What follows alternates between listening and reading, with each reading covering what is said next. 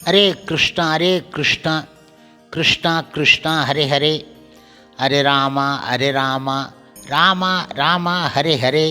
குட்டி கதைகள் 517. இதில் அலட்சியமாக இருக்க வேண்டாம் என கூறும் கதை காண்போம். முன்பு ஒரு சமயம் பீஷ்மர் தர்மரிடம், ஓ தர்மபுத்திரனே, எதிர்காலத்தை நினைத்து வருமுன் காத்து சேமித்து நடுநிலை தவறாமல் எவன் விளங்குகின்றானோ அவனே இன்பத்தை அடைவான்.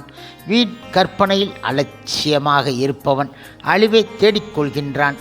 அதனை விளக்கும் கதையை இப்போது கூறுகின்றேன், கேட்பாயாக என்றார் அவர். அதிகம் ஆழம் இல்லாத ஏரி ஒன்று இருந்தது. அதில் ஏராளமான மீன்கள் இருந்தன.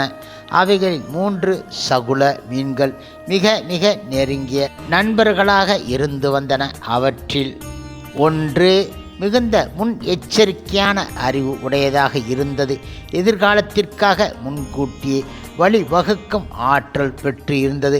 மற்றொரு மீன் சமயோசித புத்தியுடன் இருந்தது. 3வது மீனோ சந்தேக புத்தி பெற்று விளங்கியது. இப்படியாக இருக்கும் சமயம் ஒரு நாள் அந்த ஏரிக்கு மீனவன் ஒருவன் வந்து சேர்ந்தான். பல வாய்க்கால்கள் தோண்டி நீரை வெளியேற்ற விரும்பினான்.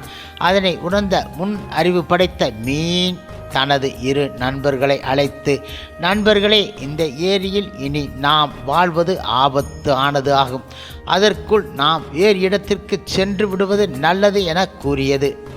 சந்தேக புத்தி படைத்த மீனோ, நண்பனே, உனது அறிவுரை நல்லதுதான், ஆனால் இவ்வளவு அவசரப்பட வேண்டிய அவசியம் கிடையாது, வீணாக பயப்படுகின்றாய் என கூறியது.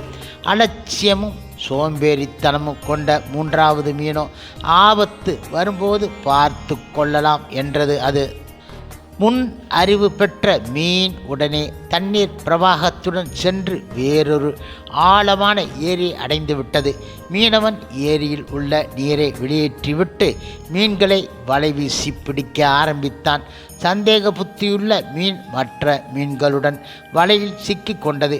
பிடிபட்ட மீன்களை ஒரு கம்பியில் மீனவன் கட்ட ஆரம்பித்து விட்டான். சமயோசித புத்தி படைத்த மீன் வாயால் கம்பியை கவ்விக்கொண்டது. கம்பியில் மாட்டியுள்ள எல்லா மீன்களும் பிடிபட்டு விட்டதாக மீனவன் நினைத்தான். அவற்றை எடுத்துக்கொண்டு அருகில் உள்ள நீர்நிலைக்கு சென்று கழுவ புறப்பட்டான்.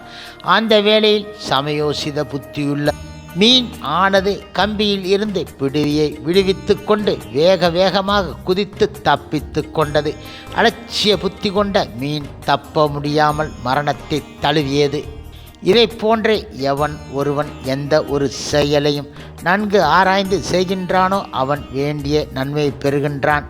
இடம், பொருள், காலம் அறிந்து உரிய தன்மையில் செயலாற்றுபவன் முன் அறிவு படைத்தவர்களை காட்டிலும் அதிக பயனை பெறுகின்றான்.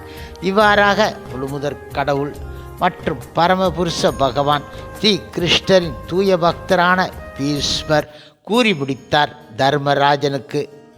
ஹரே கிருஷ்ணா கிருஷ்ணா கிருஷ்ணா ஹரே ஹரே, ஹரே ராமா ராமா ராமா ஹரே ஹரே.